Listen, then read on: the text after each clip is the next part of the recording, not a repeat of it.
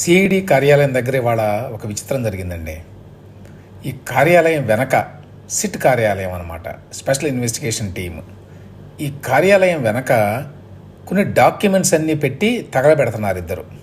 చాలా ఉన్నాయి డాక్యుమెంట్స్, చాలా జాగ్రత్తగా దగ్గరుండి మరీ తగలబెడుతున్నారు.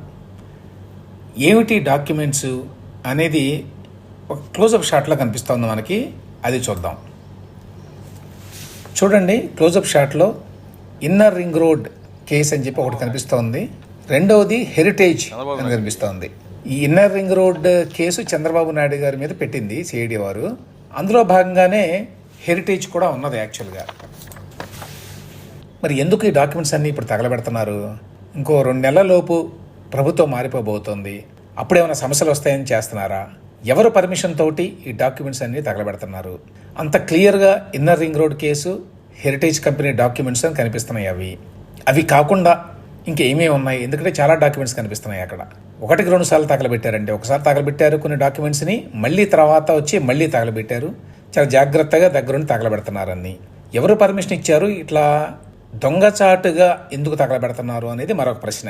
తెలంగాణలో ఈ మధ్య జరిగిన డెవలప్మెంట్స్ చూస్తే, ప్రభుత్వం మారిన తర్వాత గత ప్రభుత్వంలో చేసిన ఈ దారుణాలు, అక్రమాలు, అరాచకాలు వీటన్నిటిని వెలికితీసి కేసులు పెడుతున్నారు.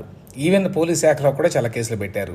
మరి ఈ నేపథ్యంలోనే ఏపీలో కూడా రేపు గవర్నమెంట్ మారితే పరిస్థితులు ఎట్లా ఉంటాయో తెలియదు కాబట్టి ముందు జాగ్రత్తగా ఈ డాక్యుమెంట్స్ అన్నీ తగలబెడుతున్నారా? మామూలుగా అయితే అఫీషియల్గా ఈ కేసులు ప్రభుత్వం మారినా కూడా కొనసాగుతాయి కాబట్టి డాక్యుమెంట్స్ని తగలబెట్టాల్సిన అవసరం లేదు. ఎందుకు తగలబెడుతున్నారు? బహుశా ఇందులో ఫోర్జరీ డాక్యుమెంట్స్ ఉన్నాయా, క్రియేట్ చేసినటువంటి డాక్యుమెంట్స్ ఉన్నాయా, ఏదో వీళ్ళ మీద కేసు పెట్టాలి కాబట్టి బనాయించారా ఏమన్నా? ఆ బనాయించిన కాగితాలు రేపు బయటపడతాయి కాబట్టి అందుకోసం భయపడి ఎలా చేస్తున్నారా?